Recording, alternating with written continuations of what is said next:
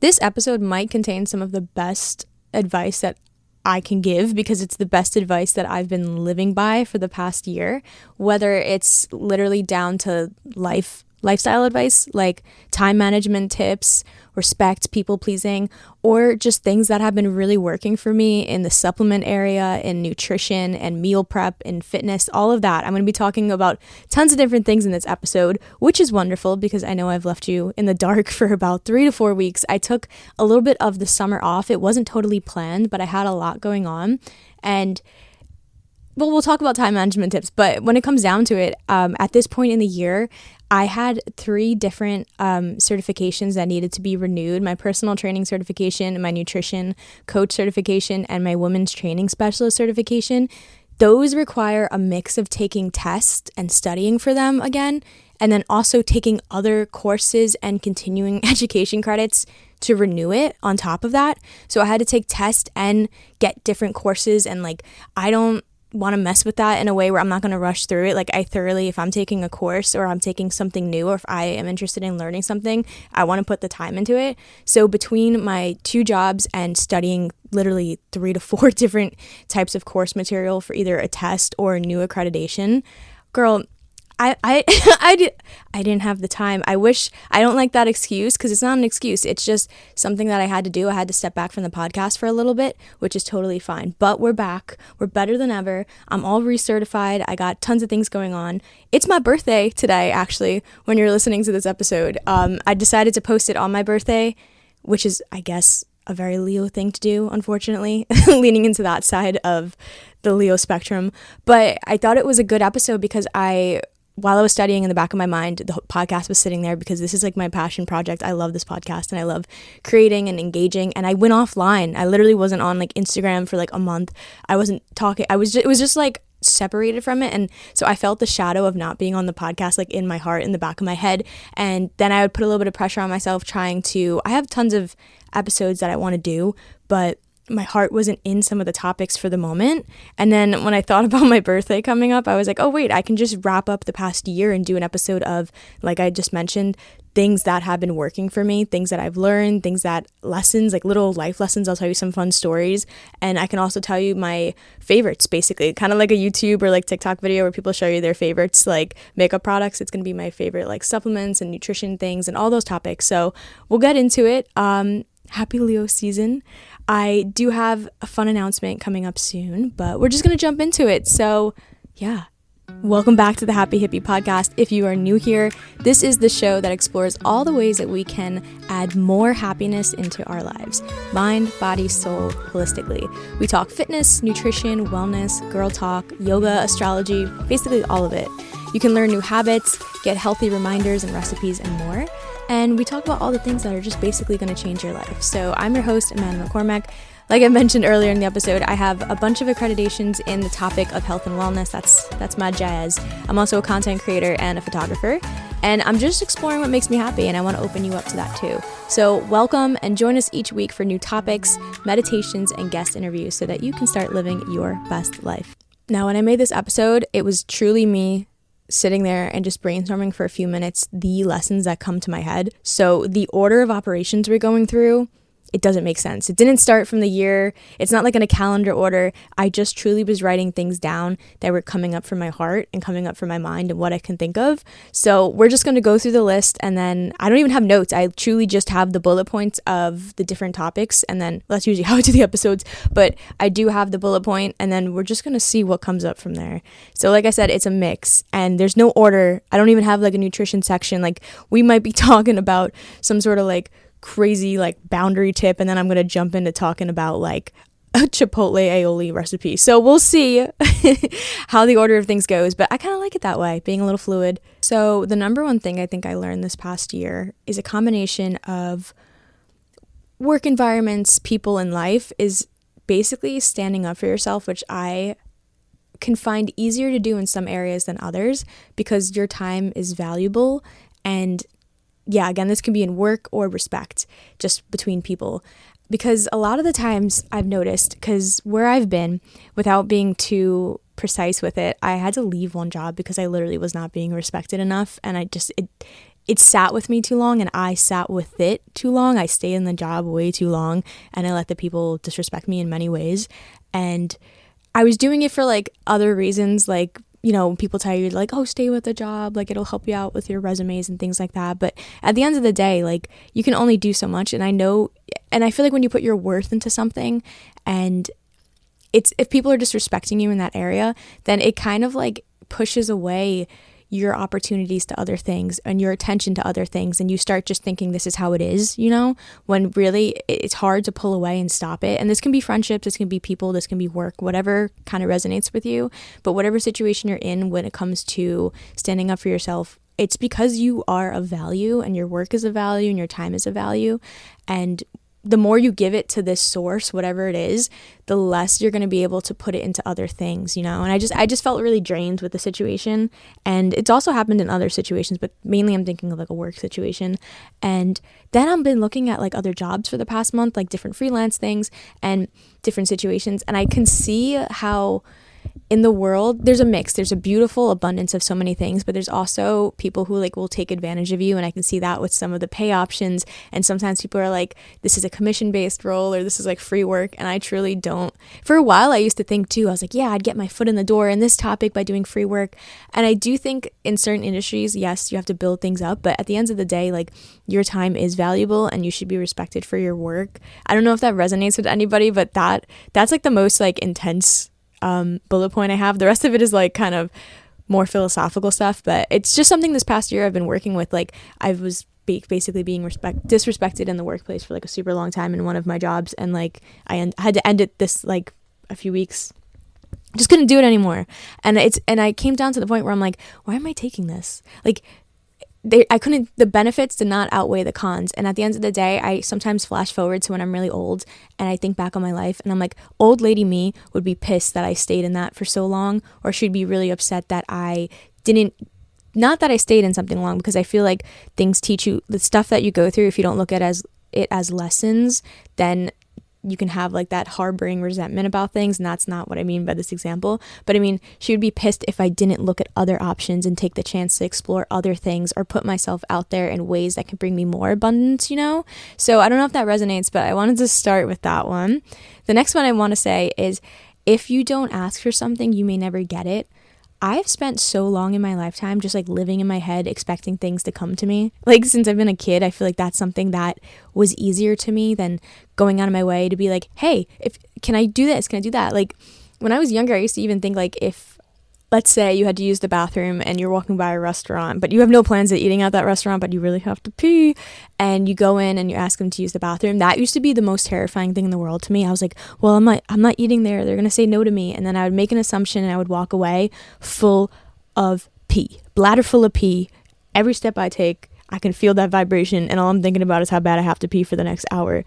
So in that end, I end up suffering. But a lot of the times, if I just went in there and asked them, it's a 50-50 chance. They may say yes, but they may say no. And the worst thing they could say is no. But if I don't ask them, it's going to be 100% no, you know? So that has been something that I've been working with for a few years, trying to get myself out of your comfort zone, to ask people questions, or just like, you can really easily network with people. And sometimes in my head, it's scary, the idea, because you know what it is? It's rejection. There's a chance of rejection, and rejection's scary. And that's something that has been in my head since I was a kid, or been programmed in me for a while. So this year I've been trying to push past that, and just knowing like, I can ask. Like, you can ask. You can just say it. You can say it to people. They may say yes, they may say no. You can try this. You can try to invite somebody to something. You could try to invite yourself to something, cold pitch yourself, email yourself to somebody. But people will say yes somewhere along the line, especially when you think, if you really want to get mathematical with it, if you send out 100 emails trying to make something happen, there's going to be a bigger chance, like, yeah, people are going to say no, but there's going to be a bigger chance that people say yes. So in your lifetime, if you keep asking people things, or trying to create something, or keep trying for it, like, you may get the no's, but you're actually building up your percent, you know, you're building up the chances that a yes may happen. And it's always going to be uncomfortable. I don't think it gets like too much easier, but you don't know unless you ask. So that is something I've been leaning into. My current mantra is life is to be lived and not controlled, because there's so many ways in life where I either try to squeeze so many things in, I try to change my appearance. If my hair is having a bad day and like literally it can be on this level, if my bangs look really bad, I can step back and just be like, life is literally meant to be lived and not controlled. I can't control the fact that my bangs look really bad right now, but I can't control.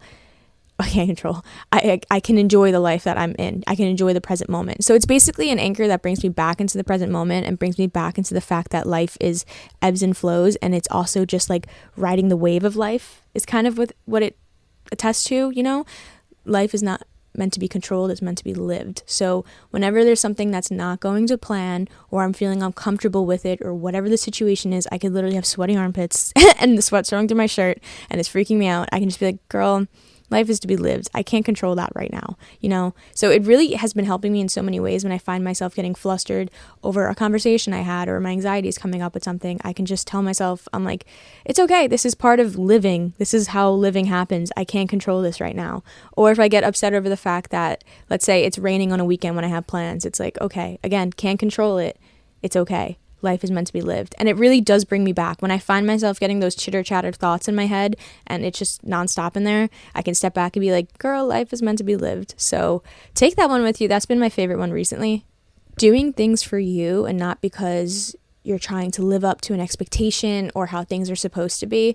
I talk about that topic a lot, I feel like, on the pod, but at the same time, it's something that constantly is happening with me. Especially if you're listening to this and you're in your like 20s, or if you're a woman or anything like that, where there's societal expectations for you, and there might be a certain time point in your life that you're approaching, or you're in school and you're supposed to be doing things a certain way because everyone else is doing it. That's the classic trope that always comes up. Doing things for yourself, really stepping back and just remembering, like, you don't have to live up to other people. There's a thing my dad taught me when I was literally learning how to drive. I don't even think this man was trying to teach me this in a way that was like symbolic, but I always think about it, because he was teaching me how to make a left-hand turn across a busy road. And he said, when you're not ready to go, don't go because somebody behind you is beeping you, you know? You're not ready to make that left, don't make the left. Because if you make the left and you're not ready, and you make it because the guy behind you is beeping you and freaking you out, and you put your car out in the traffic and you get hit by an oncoming car, the guy that's beeping you is just going to drive around you. He does not care. He doesn't care about you. He's going to keep driving. So now you're going to end up with weeks and weeks of, you know, damage and all this stuff you have to go through, all because some dude behind you was beeping you, and it freaked you out to the point where you went and did something you didn't want to do because somebody else kind of wanted you to do it. That's what I feel like doing things for other people literally comes down to. When you try to fit into an expectation, or you do something because of your parents or your friends or the school or society around you wants you to do it, you're just creating more, you'll have less resistance in your life when you follow what you want to do and the passions and the things that light you up. It's like a hidden roadmap in this lifetime, and following those things are what's going to bring stuff closer to you that you enjoy and bring more happiness to you. So just remembering to do things for you. I like to think of that traffic example. I think of it way too much. I don't even think my dad remembers he said it, but I just think of it in the sense that you can apply that in so many different areas. And it's hard sometimes when the resistance comes up, or when you're feeling the anxiety of somebody beeping or saying those things or doing whatever. But if you can stand your ground and do what you want to do, that's how the quality of your life is just going to go up. I also used to feel really guilty, my next point, because I would take time for myself. And again, maybe society tells, especially as women, they tell us like it's hidden and woven into stories. But the fact that we're basically taking care of ourselves, we take care of other people, all of that. So when you make time for yourself, we have this innate guilt. And I can only imagine that gets propelled and kind of pushed more on you if you become like a mother, or you have a family dynamic, or you're taking care of people, where it's like you feel that guilt for making time for yourself, which is why we push self-care so much, like in this industry, because it's hard sometimes to step back and do things for yourself, like legit. And I can feel that now. I'm literally a woman with like no kids or anything like that, but I can feel that pressure in ways, and it's hard for me to step back and take time for myself in my lifetime. That's something that well, no, not really, because I feel like in ways it's easy to take time for myself, but when it comes to other people, I always would feel bad when I'd say no to events or turn things down, or I just need a night by myself. And this year, girl, I have been doing that so often, and it's been so good for my mental health to, when I know I'm overwhelmed and I can't make an event or I can't do things like that, to step back.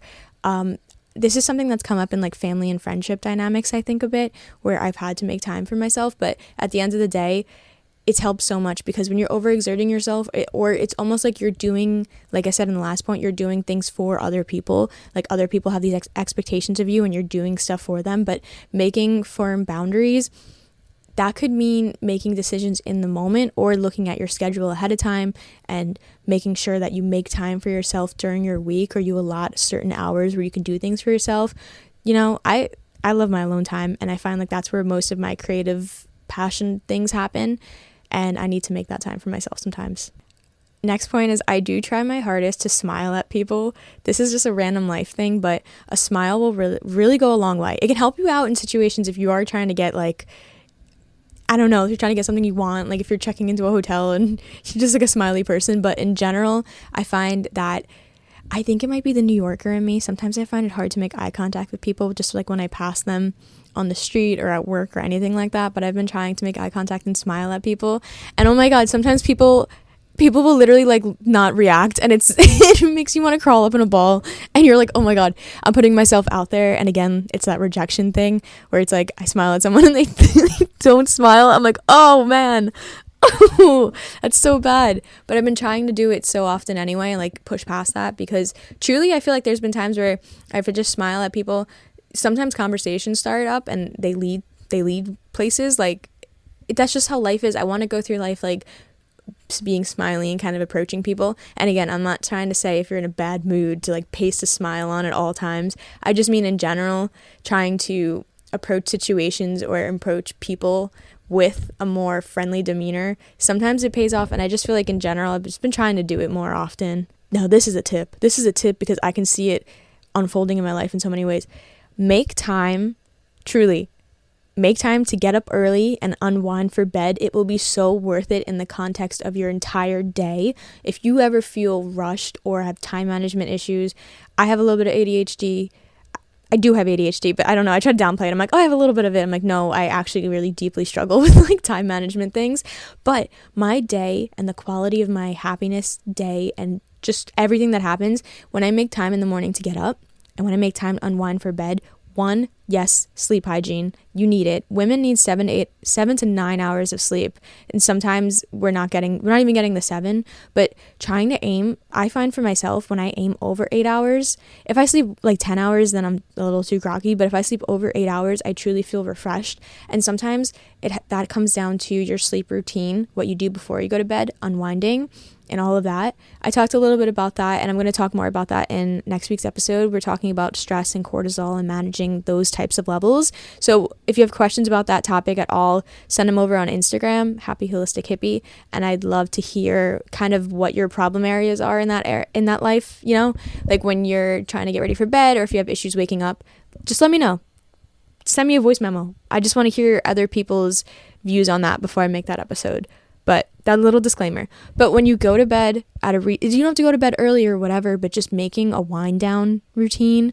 I like to support with like herbs and supplements as well, and going to bed and then making the time in the morning. Because a lot of times when I'm doing an unwinding routine, I'm able to like lay out my clothes for the next day.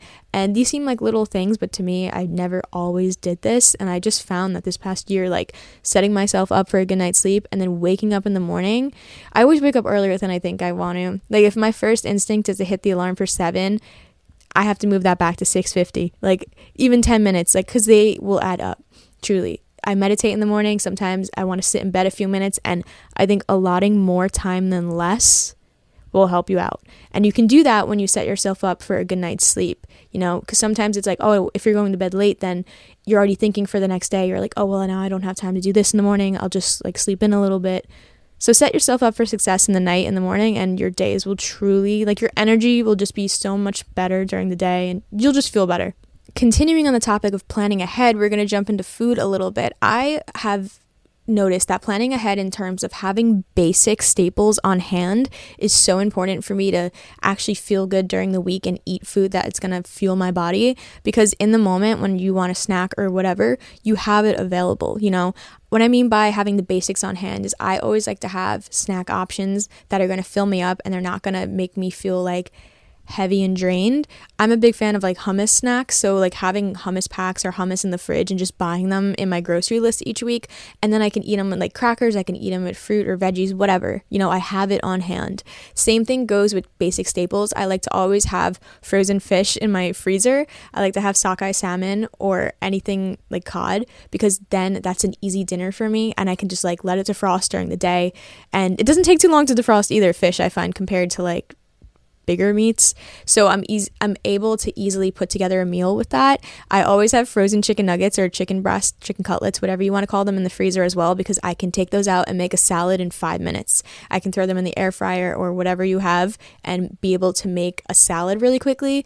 I'm able to cook the fish and have a good meal. Like I said, I like to have my snacks on hand, and it's just for when those moments come where now I'm like, oh, I'm stuck at home tonight, or I don't know, like I need to eat something. I have it on hand. So that type of thinking does require planning. So I like to always make sure I get little basics that I know I need when I grocery shop. And sometimes it comes down to, if you don't have those basics in your head, or you want to think about what's realistic for you, stepping back and honestly just writing down, like, what are some basics? What are some snacks that I enjoy having?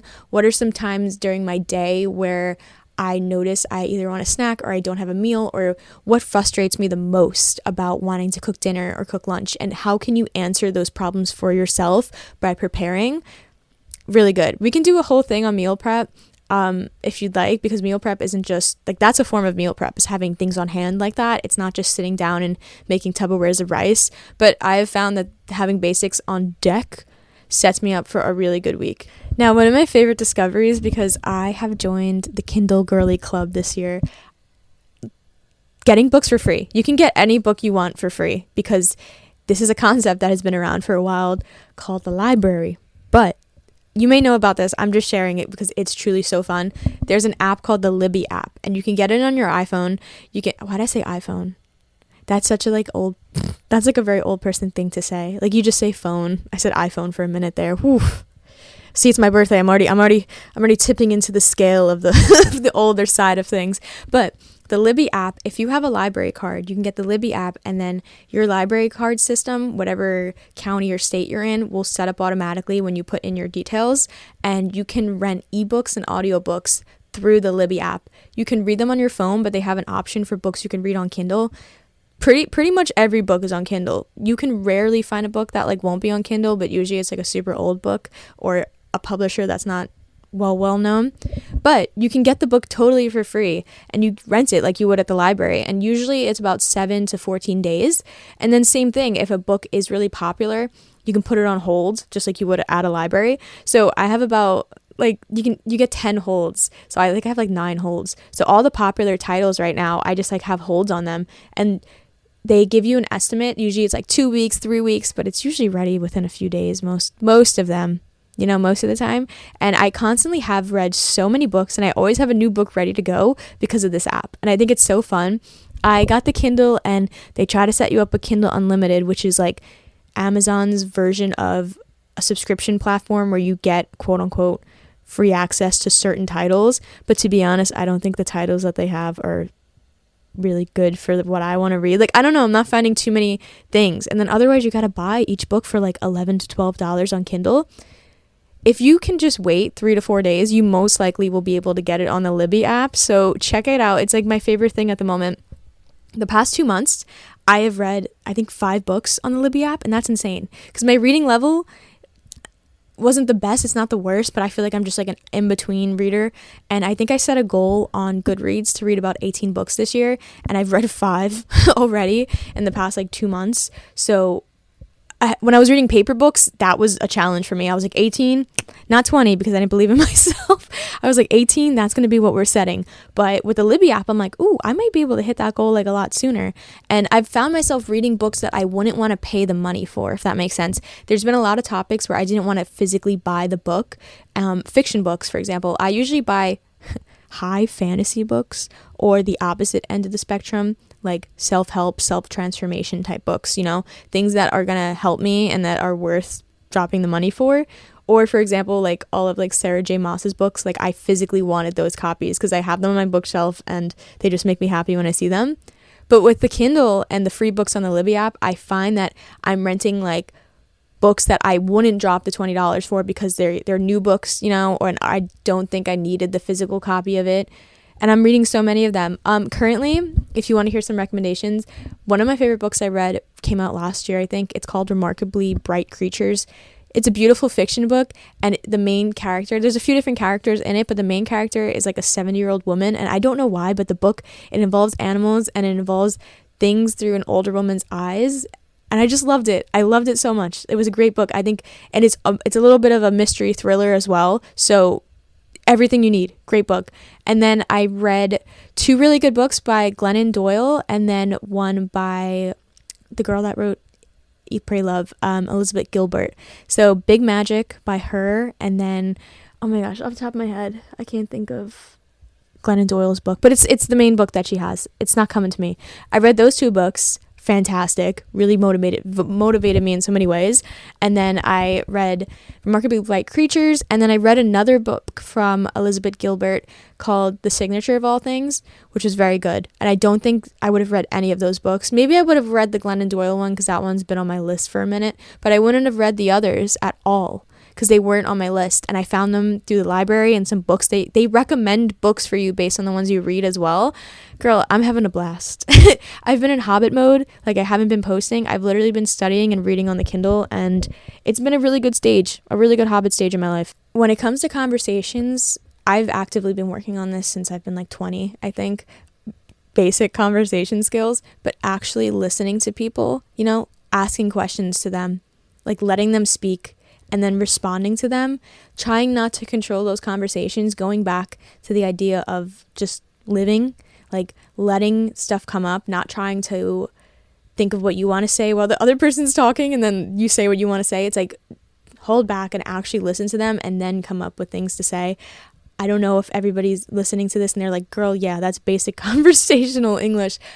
I know, but sometimes it's hard for me because not in every conversation, I do listen to people, but I just mean like, I think I had this decision since I was like 18. I just wanted to be a better listener. I wanted to learn more about people, ask questions, hear their perspectives on things, because I'm only ever getting the perspective that I have in this noggin. I want to know what other people are thinking because we're all on the same planet at the same time. So I try my hardest to step back and let people talk, and the best way to do it is I love to ask questions. I'm a question asker. If you're in a conversation, make sure you ask at least one question at all times.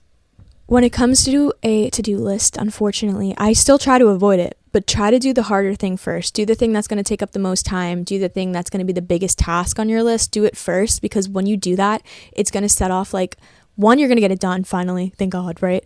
And 2, it's going to set off a wave of like dopamine and serotonin in your brain, and you're going to be more motivated to get the little things done. Sometimes I'll start with a task like an easy email or whatever, but then I'm like immediately going into the bigger task for the day, and it just helps me, like I kind of ride the wave of motivation through the rest of the day, and I just feel a lot more fulfilled. It's also helped me curb a little bit of my procrastination.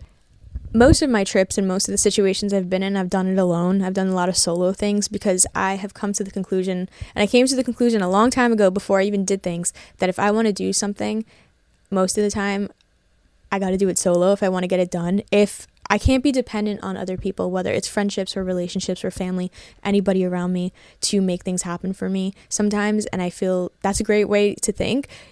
You don't have to box yourself into it and like make enemies out of everybody, but I just mean at the end of the day, there's going to be things that you do in friendships, in partnerships, but you may be unfulfilled in friendships and partnerships if you put everything you want to do in your entire life into both of those things, because everybody's different and they want to do different things, and there's going to be things and activities that you guys can do together that are going to be enjoyable and fun.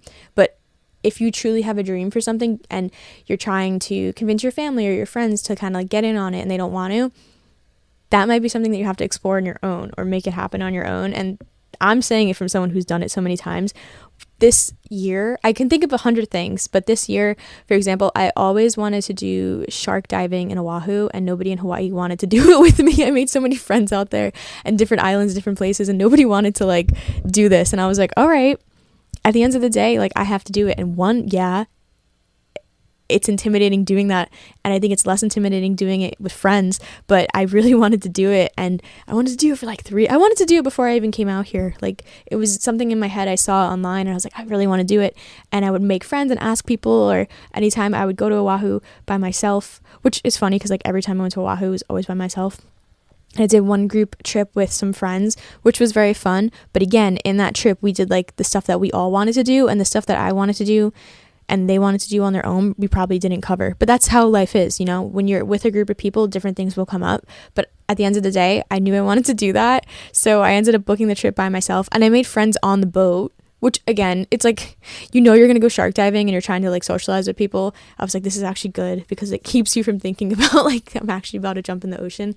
But we can talk about that shark diving experience if you want, because that was I loved it so much. Like I said, I've always wanted to do it. I've always had a little bit of a fear of sharks, just a little bit, but they'd always come up in the back of my head because I am an ocean girl. Like, I've always been drawn to bodies of water, and everywhere I travel, it's always a body of water. Like, you will never catch me in a landlocked city. I will never be in a landlocked city unless I have to be. I love being by the sea, and the idea, I felt like I could face my fear. But I found them so fascinating. They're beautiful creatures, and there's an element of that as well. But obviously there's also the fear element a little bit. So my whole thing was, if I do this, I feel like it's exposure therapy to the highest degree. And it really was. And it was actually one of the craziest things because it was one of the most serene experiences of my life, I think, because I was able to sit there and literally float with these sharks. And we did diving too. So you would like dive down close to them. You basically, one by one, they taught you how to get into the water. I thought they were going to teach you a little bit more because I researched this place and I really wanted to go to it for a long time. And I thought they were going to give us like a really big course on how to like be with the sharks. Because the whole thing is they want you to coexist with the sharks. And they're showing you that when you're in the body of water with a shark, it's not going to look at you and come eat you. Like, truly. Yes, there's like rogue cases of that. But at the same time, they were trying to show you that you can coexist with these animals and that they deserve like your respect as well. And yes, that's what happened. But so I'm sitting there and I'm like, they educated us on the types of sharks we may see. And then they gave us maybe like 3 little tips. And then the girl was like, all right, enjoy the ride. And I was like, what do you mean enjoy the ride? And she like went back to the front and I was like, that's it? That's it? And then they came around and they were like, the next girl that was talking was like, talking about how she was going to collect the money for the photos. And I was like, oh, wait, no, we're done. We're definitely done with the education part because we've moved on to money. I was like, wait, wait. I was like, we just go in. And they were like, yeah. And then I kept like I'd be like laughing and I'd be like, ha ha ha. And I'd be like, but like for real though, like, is it okay if we like kick? Like, I would just drop like a question every now and then. And my eyes would probably like bug out. Like, I'd be laughing and talking with all these people and be like, haha, but yeah, like you done this before. You said you were good, right? Like, you like every now and then I drop something, and I wasn't the last to get in, but I was like towards the end of the line. And they basically put out a big rope at the end of the boat, and you go in one by one, and you just go in slowly. You don't want to cause a big commotion, a big splash, because obviously that will alarm them. And I forgot to mention, there's tons of sharks around the boat because they corralled them in. Basically, the bay area that they used to do this specific tour in has been like a area that had a lot of fishing for a lot of years, and people would dump the guts like into the bay. So I forget what that's called. The chum, whatever. Yeah, they dumped the chum over. So then the sharks would come and eat the chum, right? Over the years, they stopped dumping the chum, but the sharks still associate the sound of the boat motor. Like, when boats rev up, they associate the sound with, oh, we're going to go get chum. Even though those sharks are probably dead because this was like 70 years ago. Actually, they may not be, but some of the sharks might be. It's literally that species of sharks that are in that bay are like ingrained to hear, it's been passed down as a trait to hear the boat noise and think food, kind of like Pavlov's dog law, you know, when they hear the bell they start watering in their mouth because they associate with food. Same situation, but instead of food they dump us in. So what they do is they rev the boat around a whole bunch of times, and then you start seeing all these shark fins come up out of the water, like 10-15 of them, and then they start circling the boat and stuff. But then what they do is they slowly start to, I know that sounds terrifying, they slowly start to like, it's just they're ingrained to like go to the boat. They don't actually think they're going to eat. It's just like in their DNA to do that. And then they start to like go deeper and deeper. So their surface level, you can see the fins, and then you wait a little bit and they kind of start sinking down. And then they lower you in. So trust me, they explained it a little bit more scientific, where they literally don't think you're food, but it's just that's how they attract them to the boat. And then once you're in, they lay out this big rope that stretches out, I don't know how many feet, 15 feet. It's like two big pieces of rope that stretch out, and you can hold on to the ropes if you'd like, and they're kind of like a guidance to help you get in and out, but you're supposed to stay within the region of the ropes. And then they have this like badass chick that's like a shark expert, and she like dives down and she kind of like patrols the area like while you swim.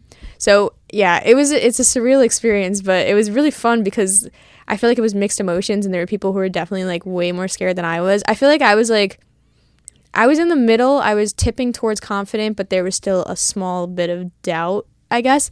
And then there's people that were much more afraid than me, and I can't lie, that did make me feel a little better because like was this grown man on the boat on the way out, and he literally was like, oh my god, he was like a finance bro, and he was just really like, yeah, I'm gonna swim with the sharks, I'm taking pictures for my coworkers. And then when we got out there, like he was holding onto the line the entire time and like didn't let go, and I was just like I'm not making fun of him, but like it's a funny story because it's like he was like really confident, and on the way out I was like, oh shit, maybe I'm not as confident as like this guy. And then when we got out there, he like froze and couldn't move, which like fair play to him. I'm again not judging, we were literally in the open water with sharks, but it was really cool. And I think when I did the diving to get close to them, because they took some pictures of us and we would like dive down for the shots, anything for the gram, I guess, right?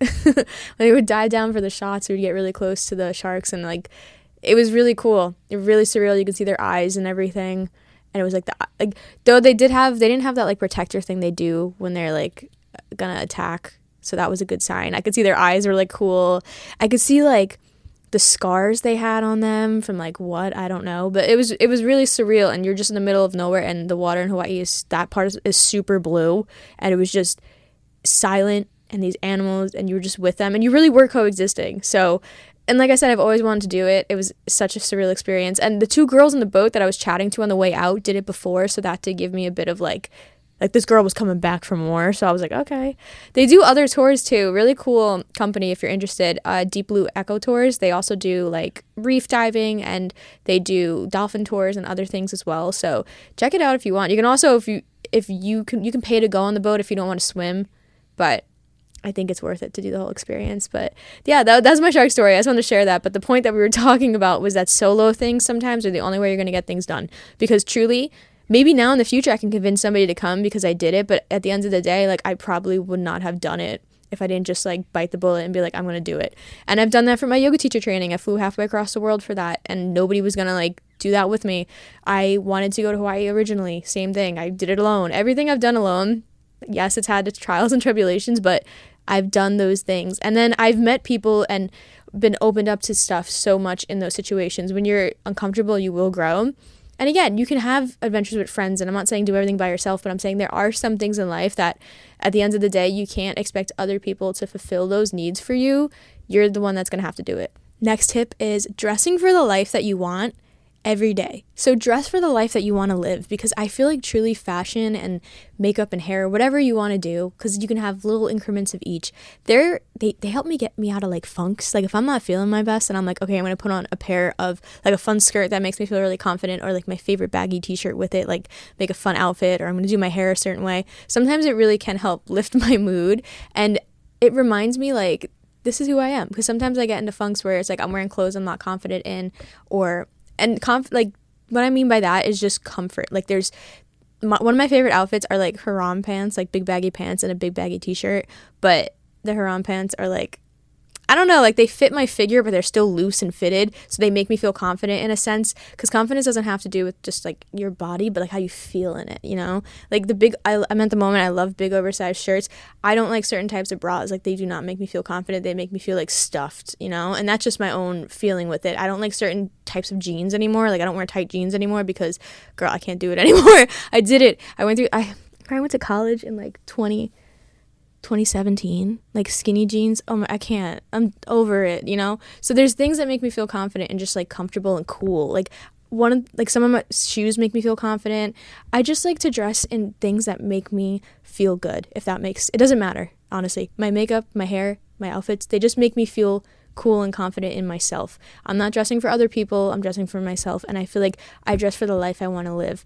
I want to like explore the world and run my own business and do my own things. And you know what? That type of person would wear cool clothes that I feel comfortable in, you know? So I love dressing in a fun way, or doing my hair, or doing weird accessories, or whatever it is, because at the end of the day, like, I'm just doing it to feel like I want to feel good. It doesn't matter if I don't see a single soul or I don't leave the house or whatever, but I like to feel a certain way. And if you're feeling in a funk sometimes, like fixing your hair or like putting on a cool outfit like really does help. I have been suffering with hormonal acne since I was like 14. I think even earlier, to be honest. And I don't think my skin has been 100% clear from acne or some sort of lingering scar since I've been literally 13. Because I think 14, but honestly, I think I was in 7th grade, which was like 13. So I've been dealing with that my whole life. And if you're an acne girl or somebody who you understand like the toll it takes and all of that, and I've tried everything. Like, everybody says that too. I've tried everything, but acne, I know, is a holistic journey, and it's literally showing like your body's inflamed in some way, and that's why it's coming up. And it could be a lot of things. And I know mine is hormonal.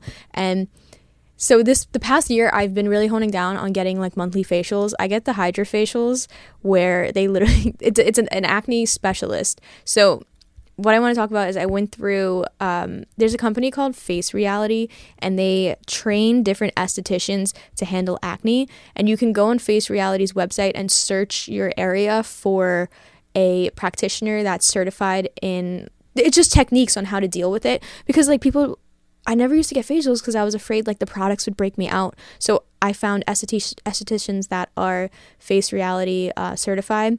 And they're their own practices and their own people, and they do their own things and offer their own services, but they don't use the things that are going to like irritate your skin. So that was a big thing for me. I started getting monthly facials with my facial lady. Actually, there's 2 of them. I love them both. They're really awesome people. But they have helped my skin so much, and just like the overall complexion. And then I think I said I've been working on it for years, but I've honed down on one thing that I think what might have been a little bit of a trigger inside and out, which is products that disrupt your hormones, like the quote unquote non-toxic products and all of that. That's been something I've been into this past year. So you can do that too with like your period products. You know how they talk about non-toxic. There are a lot of brands that I like and have helped me. I've been using ClearStem. None of this is sponsored. Like I said, I've been suffering with this stuff for like years. But ClearStem is a acne company. It's non-toxic holistic products. Anything with fragrance in it is going to upset your skin if you have acne, as well as some things are non-comedogenic. So those are things that are not going to clog your pores. And ClearStem on their website as well is a really good resource. That's why I'm shouting these companies out, because I want you to check. They have a tool where you can go on their website, type in whatever product you have or the ingredients, and it will tell you if there's pore cloggers in it, which it was very helpful for me for like getting rid of products and kind of switching over to different things. Not saying you have to buy their line, but you can literally use that tool on their website. And the same thing, if you're looking for a good facial and you have sensitive skin, check out Face Reality and look for practitioners that are certified. This year I just took my skincare. Like, I've been doing skincare for years, and it's not just skincare. I heard somebody say that once, that like you don't have like an imbalance of skincare or like a lack of skincare. It's like it might be an imbalance inside. So I've been working with like different teas to help with my hormones. I can do a whole episode on this, honestly, because I feel like I will talk about it forever. But I'm using different teas, different triggers in food might cause flare-ups. So I've been kind of trying things out with food, you know, slowly putting more things in, taking some things out, just experimenting for my own well-being. But my period products, I like to use Viv or Honey Pot because those are non-toxic tampons and products, or you can use period underwear as well. I don't use anything that is going to like put chemicals on me, because I feel like it fucks up my hormones and I break out more. And I'm like, girl, I'm suffering enough. So I've been using non-toxic, like holistic period products. I like the brand Primarily Pure. They have a lot of really good home care. Like my candles, I've cut out candles that are toxic. Like anything that has fragrance in it, except for my goddamn Billie Eilish perfume, because I love that scent so much and I really can't get rid of it. I only spray perfume on my clothes. I don't put it on my skin. And I use natural deodorant. And these are things I've done, the slow baby steps to slowly like detox from a lot of heavy products, because at the end of the day, you can't be afraid of everything in life, but I do know there is a correlation between like heavily fragranced, heavily artificial products and like how my hormones interpret it and how it literally breaks me out. Like I've seen a causation. So my deodorant, my body care products, I just use body lotion that's non-scented. I use like a natural body lotion. Again, my face products are all non-toxic now. I've switched over to like the ClearStem products. Primarily Pure is what I use for the rest of body products, like any Vaseline. I don't use Vaseline. I use like their version. Anyway, I really want to do an episode about it, but this has been the year that I've kind of looked into looking at internal issues and looking at non-toxic products to help with my hormone health, and it's really made a difference, and it's something I personally enjoy and can vouch for. Same thing with quality foods. That's my next point. The most you can, I try, okay? Because again, life is what it is, and you're not always going to be able to afford certain things or go a certain way, but food quality, looking at nutrient dense foods. So for example, like pasture raised eggs. These things are always talked about, and at the end of the day, yes, you can have an egg, but a pasture raised egg might be more nutrient dense because that means that those chickens are fed a better diet, and that at the end, like the egg might be a darker yolk, which means it just has a little bit more nutrients in it, but it's still an egg. It still is an egg. Organic food, same thing. It's raised in a different way, or it's like not sprayed with the types of pesticides that conventional food products are. So when I can, I try to take more organic, more pasture raised things into my diet. For example, like, I don't eat this, but this is just an example, like chicken liver. If you get organic products, it's probably a little bit better because fat holds like the hormones and the toxins a little bit more, and liver is a fatty product, so it would be holding those things.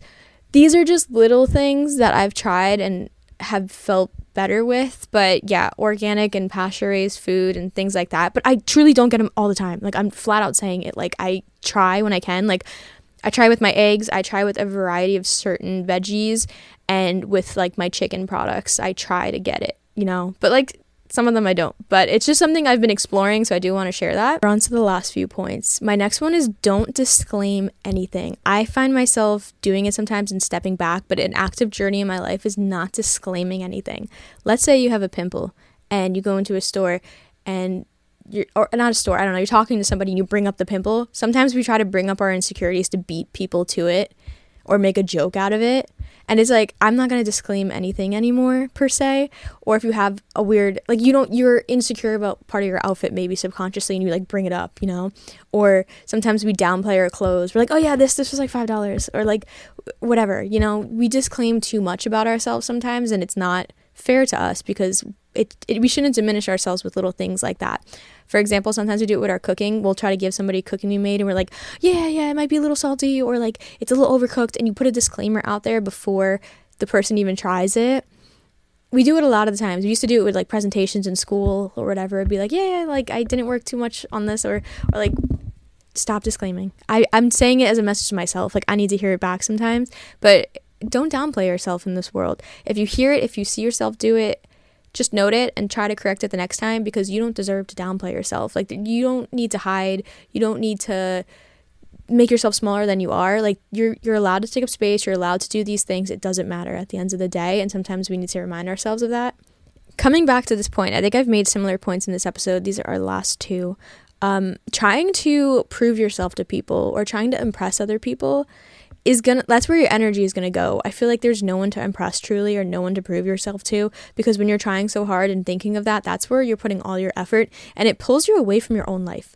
I feel like the time periods in my life where I've been obsessed with something, or I felt like I needed to prove myself at work, or needed to prove myself to certain people or impress certain people, like, I lose progress and just general happiness in my life on my own life path, because I'm looking at this other life path like to the side of me, and I'm trying to like fit in or be this way or show them that I'm worth this, because at the end of the day, that just comes down to like a self-worth realization. I don't want to say issue, because like it's just noticing like you're the only person that can validate yourself and bring happiness to yourself. So when you actually try to get that from other people, you may get it, but like you're not going to get it from everybody on the entire planet. And I feel like having that mindset is just taking you away from like what actually matters to you and what you're actually good at and what's going to make you happy in life.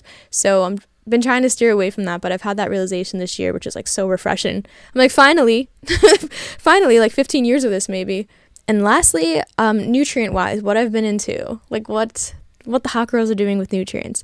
Minerals, I've been really into minerals. I noticed that if you're adrenal fatigued, like if you feel like you're overly stressed chronically, I've noticed minerals has helped with that, and just the idea of getting minerals in, whether it be through a supplement, whether it be through literal foods. Shila Jeet is what I've been taking recently, probably a few months now. Before that, I did sea moss, because Shila Jeet and sea moss are just two natural occurring things that happen to have a lot of minerals in them. Shila Jeet has 82 out of like 100 minerals, and then I believe that sea moss has 94 out of 102 minerals that the human body needs or is like required. So they're high sources, which is why people like to take them, because they're like whole food sources of nutrients and minerals. But again, you can get minerals through trace mineral drops. That's a really great way to do it too. I don't know why I didn't start with that one. Trace mineral drops are the drops that you can add to your water, like 5 or 6 drops, and they really help you get your mineral content in. Big fan of that.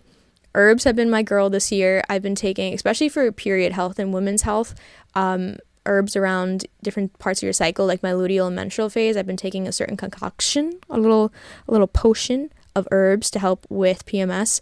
And when you start taking things consistently, you really do start to see a beautiful change. So herbs are great for that. They're great for helping like detox your liver and help with like literally hormonal acne, things like that. Energy, tons of that. Teas, same thing. Yerba mate, that's my girl for energy. I get most of my caffeine through yerba mate, actually all of it, through yerba mate and matcha. I don't drink any other caffeine sources, and I don't drink it every day. It's just if I want caffeine, I will get it from tea. Herbs and teas, basically as support for stress and inflammation in the body, has been something that has really taken my interest in the past year. I find myself reading books about it, listening to podcasts about it a lot, talking about it, yapping about it a lot. So combined with what I was talking about, like bedtime routines, managing stress, inflammation, I'm coming up with a few podcast episodes about all of those things. So stay tuned. I don't want to talk your ear off about it a lot, but that is an update. It's something I've learned this year, and it's like a form of medicine that I've really been looking into, and I feel like it does complement a lifestyle where you're eating whole foods, moving your body, and then adding in like herbal supports and things like that really helps. And just a quick word from our sponsor, who is me. I am the sponsor. I've mentioned in previous episodes and in this episode as well that your day does truly begin with your mornings.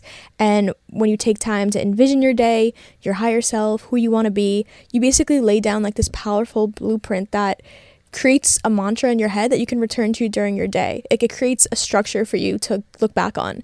And scientific research shows that meditating in the morning, guess what this is a promo for? Your brain is in the theta state. And when it's in the theta state, it allows you to absorb information more effectively. So I am promoting this meditation that I created called an intention setting meditation. It's designed to anchor you into the present moment and allows you to visualize how you want to be and how to remind yourself of that vision throughout your day. And I'm giving it out for free. It's not like a gimmick or anything like that, but all you have to do to get this meditation is leave a 5-star review. So just 5 stars, and then leave a review, whether it's on Spotify, Apple, whatever platform you're listening to, and just DM me on Instagram, Happy Holistic Hippie, a screenshot that you did that, and I'll send you the link to the meditation. I also, in the background of the meditation, use hypnosis, like in the music tracks, to incorporate a little bit of that and a little bit of affirmations that your mind will subconsciously absorb. So even if you're not feeling like putting in the work, quote unquote, to do this meditation, it will help you absorb these things, like I was saying, to kind of stay in your mind throughout the day. And some of the benefits are clarity and peace, having a little bit of more motivation, a refresher of who you are, and an immediate shift in energy. So imagine carrying that energy and that sense of purpose with you all day. So if you want this meditation, it's an intention setting meditation. All you have to do again is leave a review and then send me proof that you did that over on the gram. Happy Holistic Hippie is my username, and I'll send you the link to the meditation and you can keep it forever. So that is it for this week's episode. We're going to cap it under an hour. I loved chatting about it, and I feel like there was not a lot of a structure for this. I just wrote down some points and wanted to explain them. So that being said, if anything really resonated with you or something that you want to go more into, please let me know. You can DM me over on Instagram, Happy Holistic Hippie, and we can chat about it. It also helps me create content for you because I want to know what you want to hear, or I want to know if you want to share anything that you're struggling with. This way we can open up a discussion and some solutions on the pod. Yeah, I just want to create content that is what you need. So let me know, and thank you so much for listening in. I'm actually recording this, and then on my birthday, when you're listening to this, for my birthday gift this year for myself, it's literally effing off to a cabin in the middle of nowhere, which I tend to do a lot. I tend to do that often. But yeah, I'll be kind of off grid and in the middle of the wilderness. So that's where I'll be. I hope you're having a great day, and thank you so much for tuning in on my birthday to listen to some of the things that I have just come across in this lifetime and felt like I needed to share because they have really helped me. So thank you so much, and we will see you next week.